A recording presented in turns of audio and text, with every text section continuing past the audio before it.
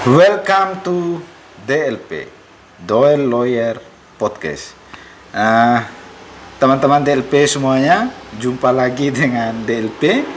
Setelah kita rehat beberapa waktu yang lalu, sekitar 10 hari, karena ada rutinitas di luar, pekerjaan yang harus kita selesaikan, sehingga kita rehat sejenak gitu. Nah, hari ini kita akan bicara soal beberapa isu, beberapa kejadian-kejadian hukum yang menarik untuk dibicarakan yang terjadi di Dompu akhir-akhir ini.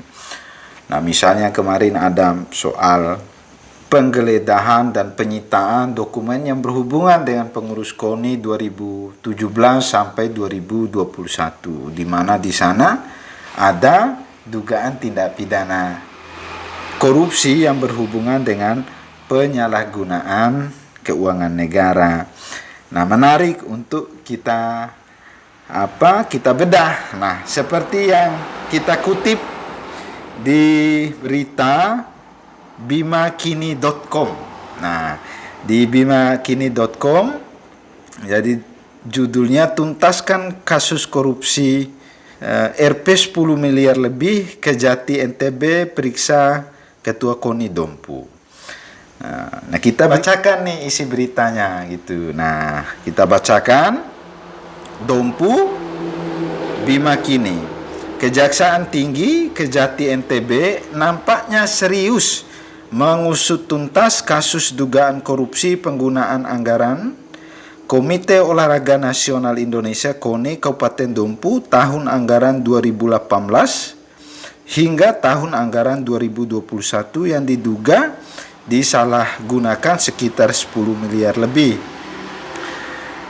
Nah, pantauan media ini yang kita kutip dari Bimakini, nampaknya penyidik Satgas, jadi Satgas itu satuan tugas gitu, Satgas Khusus Pemberantasan Korupsi Kejati NTB, melakukan pemeriksaan terhadap Ketua KONI Kabupaten Dompu dan sejumlah ketua cabang olahraga dan para atlet yang bernaung di KONI setempat. Nah, jadi berdasarkan berita ini, jadi tidak hanya ketua KONI yang diperiksa itu, ternyata ada ketua-ketua cabur, pengurus-pengurus cabur, hingga atletnya yang diperiksa oleh Satuan Tugas Khusus Pemberantasan Korupsi Kejati NTB. Nah, lanjut kita baca beritanya.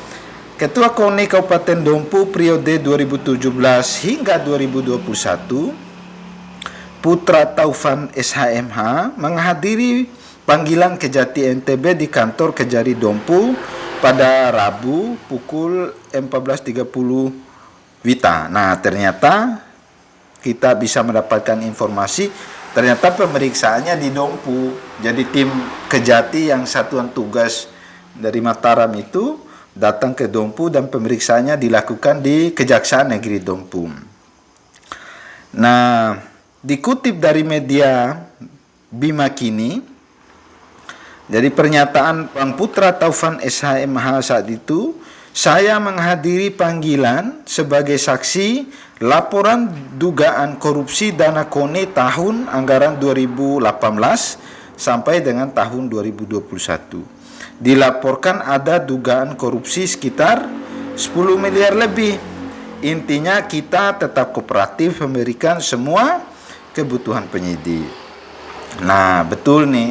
Jadi setiap warga negara yang dihadapkan dengan persoalan hukum, yang pertama yang harus kita lakukan adalah kita kooperatif. Nah, kooperatif itu artinya kita menunjukkan itikat baik, menyelesaikan perkara-perkara yang berurusan dengan proses-proses hukum itu dengan menunjukkan itikat baik. Bekerja sama dengan APH, para penegak hukum, dalam hal mengungkap peristiwa pidana di dalamnya. Jadi betul pernyataannya Pak Putra Taufan, jadi harus tetap kooperatif gitu, manakala dibutuhkan dokumen maupun keterangan yang berhubungan dengan pengungkapan perkara ini. Nah, lanjut. Nah, ini dikatakan oleh Putra Taufan lebih lanjut yang kita kutip di sini. Jika semua anggaran KONI sebesar 10 miliar lebih seperti yang dilaporkan tersebut dikorupsi oleh dirinya, maka dapat dipastikan semua kegiatan olahraga tidak ada yang jalan. Ya, kalau dipikir-pikir betul juga. Jadi kalau uangnya dikorupsi, diambil, disalahgunakan, maka aktivitas keolahragaan, aktivitas organisasi tidak ada yang jalan gitu. Malah bukan maju yang diharapkan, yang terjadi, tetapi malah akan mundur ke belakang. Nah, ini pernyataan. Bahkan lanjutnya, bahkan untuk membeli bola voli pun tidak tercukupi, tetapi kenyataannya justru selama kepemimpinannya di dunia olahraga dompu nampak begitu maju. Nah, lanjut keterangannya, nanti setelah diperiksa kita baru tahu berapa kerugiannya. Nanti bisa saja 1.500.000.000 dan juga hanya 200 juta paparnya. Jadi gitu, memang betul. Jadi memang angka berdasarkan berita ini, angka kumulatif penggunaan dana yang diterima oleh KONI Dompu selama 5 tahun itu totalnya sekitar 10 miliar lebih. Tetapi kalaupun misalnya ada tindak pidana di dalamnya, maka tidak otomatis semua dana itu yang disalahgunakan, tidak otomatis 10 miliar itu. Mungkin saja kalau misalnya didalami, ini mungkin saja. Nah, mungkin hanya 500 juta, 200 juta, atau bisa saja tidak ada. Nah, yang bisa menentukan itu kan aparat penegak hukum. Jadi ada BPK, BPKP, misalnya ada lembaga atau dinas audit internal pemerintah. Nah, lanjut, dia mengaku ini yang dimaksud dia ini Bang Putra Taufan nih, karena kita baca berita, akan tetap kooperatif memberikan seluruh kebutuhan diminta Kejati NTB termasuk berkas dan keterangannya berkaitan dengan laporan tersebut. Nah, sepakat nih. Jadi sebagai warga negara yang baik, kita harus tetap kooperatif menunjukkan itikat baik dalam rangka mengungkap dugaan-dugaan tindak pidana yang terjadi. Nah, anggaran KONI paling besar itu saat Pekan Olahraga Nasional PON Provinsi NTB sekitar 5 miliar tahun 2018. Setiap tahunnya hanya 1 miliar lebih atau hampir 2 miliar karena ada dana titipan dari BP, KAD dan Pokir DPR. Nah, ini dia nih soalnya. Nah, ternyata setiap tahun itu KONI NTB hanya menerima dana sekitar 1 miliar gitu. Per tahunnya dana itu diperuntukkan untuk operasional KONI itu sendiri maupun diperuntukkan untuk cabur-cabur dalam rangka pembinaan terhadap atlet 1 miliar. Nah, yang paling besar itu menurut keterangan Bang Opan, KONI Dompu itu menerima dana dari pemerintah Kabupaten Dompu itu 5 miliar itu tahun 2018 bertepatan dengan PON Provinsi NTB. Nah, ya wajar lah karena angkanya 5 miliar itu kenapa besar? Ya karena saat itu cabang-cabang olahraga itu kan sedang mempersiapkan diri, bahkan sampai harus mengikuti kompetisi di Pekan Olahraga Nasional. Nah, bagaimanapun persiapan dan seterusnya itu membutuhkan biaya-biaya yang tidak sedikit dalam rangka untuk berharap bahwasanya Dompu berprestasi. Nah cuman apakah 5 miliar ini tepat sasaran atau tidak itu bukan kewenangan kita bicarakannya, itu ada APH, aparat penegak hukum yang menilai dan seterusnya. Nah, dalam keterangannya pula ternyata tidak hanya 1 miliar dana di KONI itu yang diterima langsung oleh pengurus KONI itu 1 M, tapi ada dana titipan. Nah, ini dia soalnya. Nah, ternyata kalau diakumulasi 1 tahun itu yang diterima oleh KONI Dompu itu hampir 2 miliar. 1 miliarnya itu murni dana KONI, yang 1 miliarnya lagi itu ada dana titipan dari BPKAD dan dana Pokir DPR. Nah, itu dia. Nah, BPKAD ini apa maksudnya menitip uang ke situ? Itu yang pertama. Terus yang kedua, Pokir DPR itu. pokok pikir apa maksudnya juga teman-teman DPR itu menitipkan dananya ke situ. Padahal kalau sudah masuk KONI ya sudah, uang KONI saja. Nah, atau paling tidak maksud saya begini, kalau misalnya mau dikasih 2M, ya sudah 2M saja, tidak ada istilah titipan gitu. Nah, sekarang menurut keterangan Bang Opan, ada dana titipan dari PPKAD. Nah, apa, untuk siapa, siapa menitipkan, untuk siapa, kegunaannya untuk apa, ini juga harus diperiksa dan didalami gitu. Nah, jangan sampai ini menjadi bola liar yang tidak terselesaikan. Nah, termasuk dana pokir DPR. Nah, apa maksudnya teman-teman DPR itu menitipkan dana pokirnya itu di sana. Nah, siapa yang menitipkan, dalam rangka apa, jumlahnya berapa, ini perlu dilakukan identifikasi dan didalami secara khusus. Selanjutnya, sementara itu, Ketua Tim Satgas Khusus Pemberantasan Korupsi Kejati NTB, Burhanuddin, yang ingin dimintai keterangan atas pemain tersebut belum dapat ditemui karena masih fokus melakukan pemeriksaan. Nah, itu beritanya. Jadi tim dari Kejati, tim Satgas, Satuan Tugas Khusus datang ke Dompu melakukan pemeriksaan terhadap beberapa orang, mulai dari ketua KONI, ketua cabur, sampai atlet. Nah, pemeriksaan itu dalam rangka untuk mengungkap apakah benar telah terjadi tindak pidana penyalahgunaan anggaran KONI yang 10M itu atau tidak. Nah, tapi kita berharap tidak terjadi sesuatu apapun di tubuh KONI Dompu, dan semua yang berhubungan dengan dana yang diberikan oleh pemerintah yang berhubungan dalam rangka pengembangan olahraga itu digunakan sebagaimana mestinya. Pemeriksaan itu pun dilanjutkan sampai pada proses penggeledahan. Nah, kita juga mengutip berita yang dibuat oleh Topik Bidom, Topik Bima Dompu ini kan ya. Jadi beritanya terbit tanggal 12 Juli 2022. Nah, di dalamnya, di judulnya ini keren ini. Dugaan korupsi anggaran KONI 10 miliar. Kejati NTB geledah BPKAD dan Dikpora Dompu. Wah. Jadi Dompu, topikbidom.com. Kejaksaan Tinggi NTB melakukan penggeledahan kantor Badan Pengelolaan Keuangan dan Aset Daerah dan Dinas Pendidikan Pemuda dan Olahraga Kabupaten Dompu.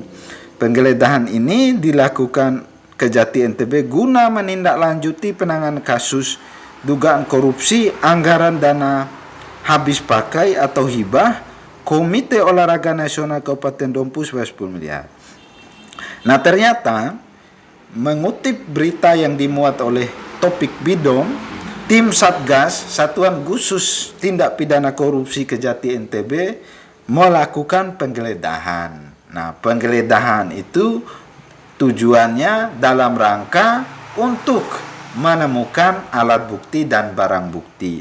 Gunanya apa? Untuk mengungkap peristiwa dugaan tindak pidana itu benar terjadi atau tidak, sehingga membuat terang benerang dugaan tindak pidana yang dimaksud.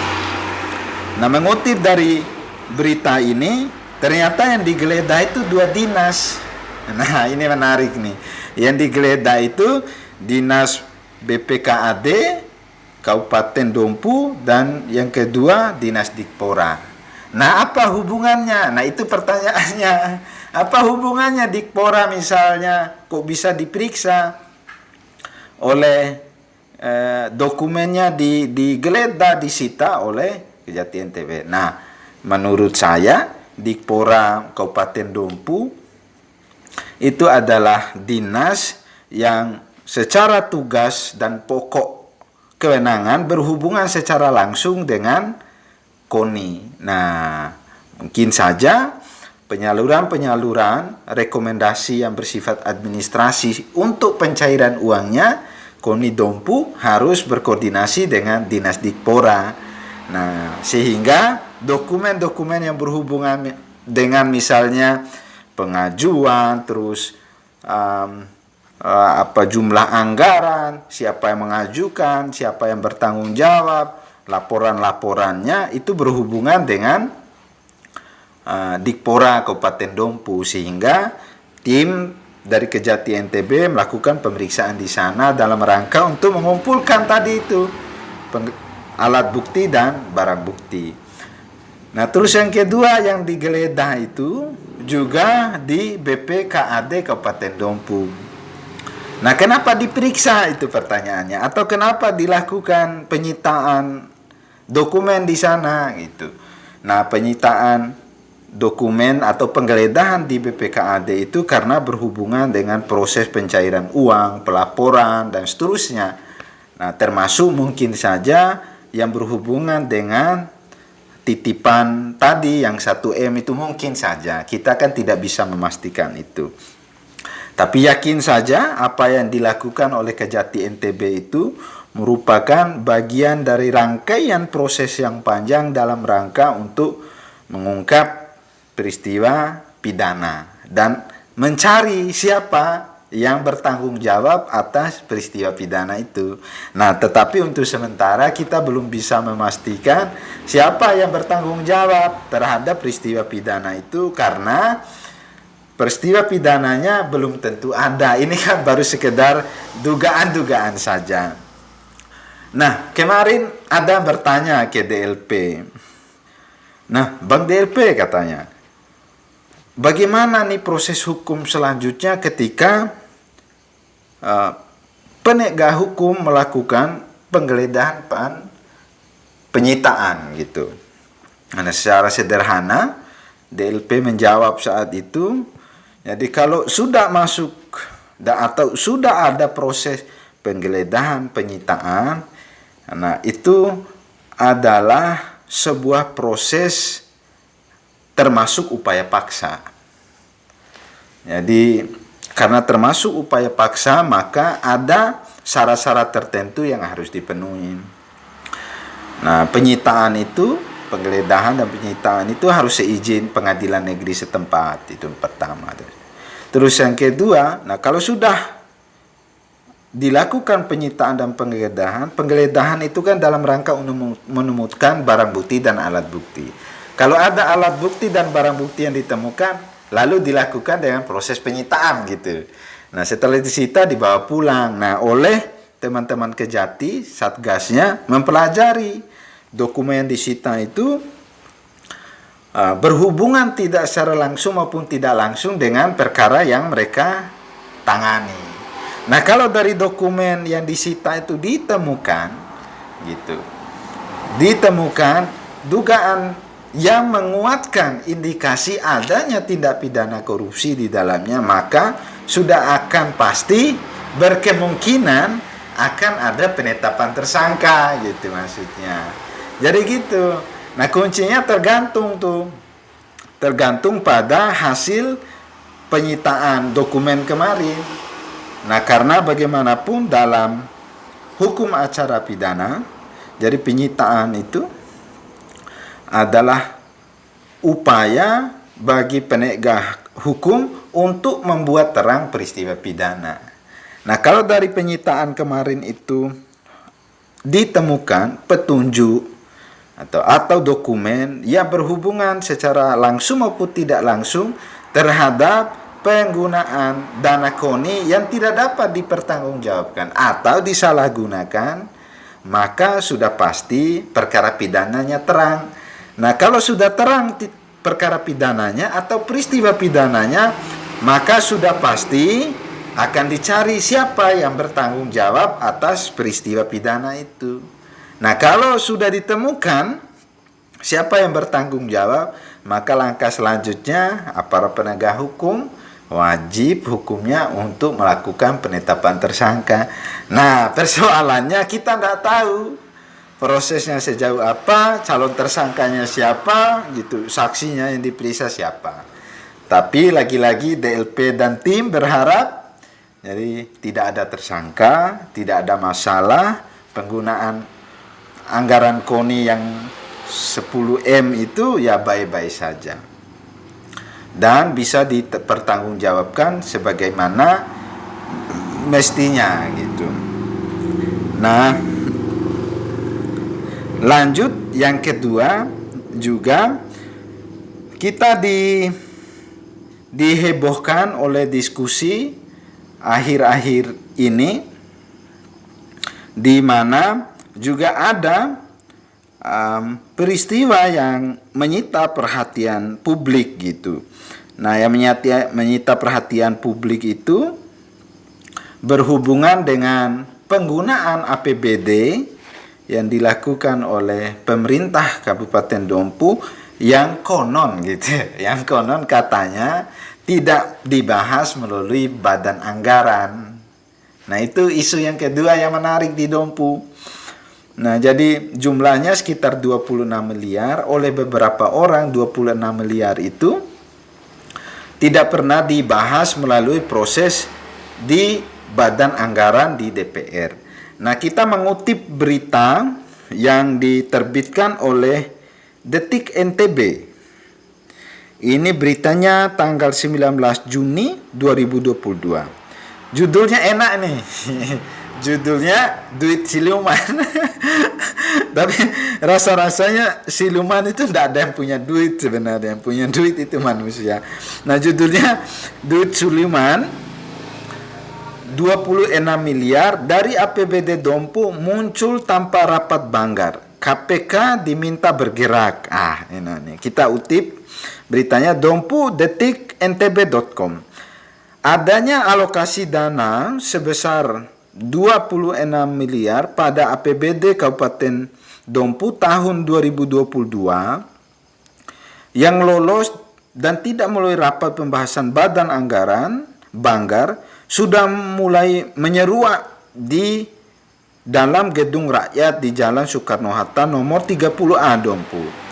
Salah seorang narasumber terpercaya media ini yang tidak mau disebutkan namanya. Jadi narasumbernya tidak mau menyebutkan nama nih, ada keengganan untuk dipublish namanya, tapi tidak apa-apa. Menjelaskan terkait adanya alokasi dana 26 miliar yang tidak jelas rekeningnya. Waduh, tidak jelas rekeningnya, mau dimasukkan ke rekening siapa ini kok Nah, narasumber tersebut menerangkan alokasi dana tersebut diterima dalam bentuk program dan kegiatan dengan nilai berkisar antara 1,5 miliar hingga 5 miliar per oknum anggota DPR sebanyak 6-7 orang yang ada di Dinas PUPR dan Dinas Perkim. Jadi maksudnya ada 6-7 anggota DPR yang mendapatkan program lebih dari uang 26 miliar yang tidak dibahas di Banggar ini. Ada yang dapat 1,5 miliar hingga 5 miliar per orang dan dititipkan di Dinas PU, PR dan Dinas Perkim. Nah, selanjutnya pada pedoman penyusunan APBD yang ditetapkan melalui Permendagri setiap tahunnya, mestinya anggaran dan peruntukannya dialokasikan dalam RKA, SKPD, wajib melalui pembahasan bersama antara TAPD dan Banggar di DPR, kata narasumber yang juga anggota DPR Kabupaten Dompu. Nah, ternyata narasumbernya anggota DPR ini. Penegak hukum wajib untuk mendalami lah, karena ini kan suara dari dalam ini. Wajib untuk menelusuri, menindaklanjuti. Nah, kata sumbernya ini ternyata tidak pernah dibahas secara bersama antara TAPD dan Banggar di DPR. Wah, kalau begini, kalau benar begini ini potensi ada masalah. Kalau benar. Namun tambahnya, dalam pembahasan RAPBD Kabupaten Dompu tahun anggaran 2022 yang dilaksanakan mulai awal November dan ditetapkan pada akhir November 2021 melalui rapat paripurna DPR, belakangan 3 bulan terakhir mulai menyeruak dari dalam gedung DPR dengan alokasi anggaran dan peruntukan yang tidak memiliki rekening tanpa melalui pembahasan oleh TAPD dan Banggar DPR. Pihaknya menegaskan akan terus menggali dan mengawal kisru adanya alokasi anggaran sebesar 26 miliar yang tidak melalui pembahasan TAPD dan Banggar DPR. Juga mengungkap adanya fakta kalau salah satu anggota TAPD sampai tidak mau menandatangani risalah berita acara pembahasan APBD karena merasa tidak mengetahui adanya alokasi anggaran sebesar. Jadi salah satu TAPD ini menurut berita ini tidak mau menandatangani risalah berita acara pembahasan. Nah, kenapa tidak mau? Ya mungkin saja yang bersangkutan merasa tidak pernah membahas anggaran itu, kok harus dipaksa misalnya tanda kutip untuk menandatangani berita acara pembahasan gitu. Nah, yang menjadi fatal apabila ini benar terjadi, ini potensi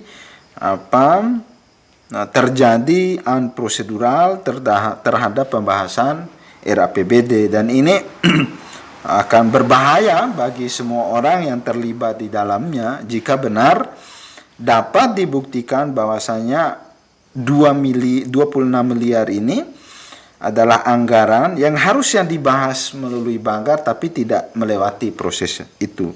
Apalagi misalnya dalam tanda kutip dibagi-bagi oleh beberapa anggota DPR 6-7 orang dalam bentuk program yang dititipkan di dinas-dinas terkait. Nah, ini praktek yang seharusnya tidak terjadi gitu. Nah, kita lanjut. Mengingat sambungnya, proses penyusunan dan pembahasan APBD harus dilakukan bersama antara tim anggaran pemerintah daerah atau TAPD dengan Badan Anggaran Banggar DPRD, dalam proses penyusunan pembahasan di tingkat klinis melibatkan SKPD. Maka ketika tidak ada kegiatan dan mata anggaran yang tertuang dalam RKA SKPD tiba-tiba di kemudian hari setelah ditetapkan APBD 2022 ternyata ada alokasi anggaran siluman yang muncul belakangan. Jadi anggaran ini di dalam RKA yang dibahas dengan RKA SKPD itu yang dibahas di Banggar DPR tidak pernah muncul. Tapi setelah ditetapkan APBD 2022 tiba-tiba muncul di tengah jalan. Nah, ini nih. Nah, ini harus didalami, diselidiki, dikaji benar enggak tidak muncul di tengah jalan. Atau tidak mungkin benar ada uangnya tapi tidak meski harus melalui pembahasan di Banggar gitu. Nah, kita akan undang orang yang akan berkompeten nanti membahas ini. Tetapi menurut saya kalau ada anggaran yang kemudian tidak dibahas secara bersama-sama, yang seharusnya itu menjadi bahan pembahasan bersama, kemudian tidak dilakukan, itu potensi, apalagi misalnya dibagi-bagi, itu potensi ada tindak pidana di situ. Media ini ketika mengkonfirmasi kepada salah satu nomor dan menyebutkan identitasnya dengan serius meminta kepada aparat penegak hukum bahwa KPK untuk menjadi terjadi. Betul. Jadi ini informasi sebenarnya bagi aparat penegak hukum untuk menelusuri apakah rangkaian peristiwa itu ada potensi tindak pidana di dalamnya gitu. Nah, potensi tindak pidana itu harus diawali dengan mencari tahu terlebih dahulu apakah memang benar kemudian anggaran itu tidak pernah dibahas di badan anggaran antara TAPD dengan Banggar. Itu yang pertama. Nah, kalau misalnya tidak pernah dibahas di sana, kemudian kita cari tahu jumlahnya berapa. Mungkin saja tidak 26 miliar, mungkin saja 5M atau bahkan di atas 26 miliar. Nah, itu yang kedua. Nah, setelah misalnya ditemukan angkanya, lalu ya para penegak hukum menemukan peristiwa pidananya. Nah, cara menemukan peristiwa pidananya yakni dengan membeda apakah misalnya anggaran itu wajib hukumnya melewati proses pembahasan di Banggar atau tidak. Nah, kalau wajib, maka ada tindak pidana di situ. Nah, kalau ada tindak pidana atau peristiwa pidana, ya maka ya penegak hukum akan mencari siapa yang bertanggung jawab atas peristiwa pidana itu. Nah, itu susunannya gitu. Tapi kita berharap semua peristiwa, kehebohan-kehebohan yang terjadi di pekan-pekan terakhir di Dompu ini, itu adalah kehebohan-kehebohan yang biasa-biasa saja.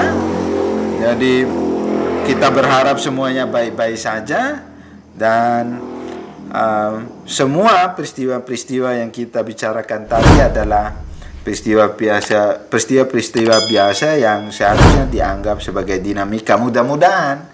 Tetapi kalau misalnya aparat penegak hukum menganggap itu sebagai suatu peristiwa pidana, tindak pidana, ya kita harus legowo menerima bahwasanya itu adalah begitulah proses penegakan hukum. Ketika ada tindak pidana, ya penegak hukum harus mencari tahu pelaku atau penanggung jawab terhadap tindak pidana itu. Nah, setelah dicari tahu ya diproses sebagaimana mestinya. Nah, itu teman-teman DLP. Jadi ulasan berita selama 10 hari terakhir yang bisa DLP ulas. Nah, mudah-mudahan menarik untuk didengarkan, dan mudah-mudahan semuanya baik-baik saja. Nah, nantikan terus video dan update terbaru penjelasan peristiwa-peristiwa tertentu, baik dengan mengulas berita maupun dengan mengundang narasumber di DLP Podcast. Nah, itu saja. Mudah-mudahan teman-teman DLP sehat, dimudahkan segala urusan dan rezekinya. Dan yang penting jangan lupa membantu DLP mengembangkan podcast ini dengan cara like, comment, share, and subscribe. Wassalamualaikum warahmatullahi wabarakatuh. To Lawyer Podcast.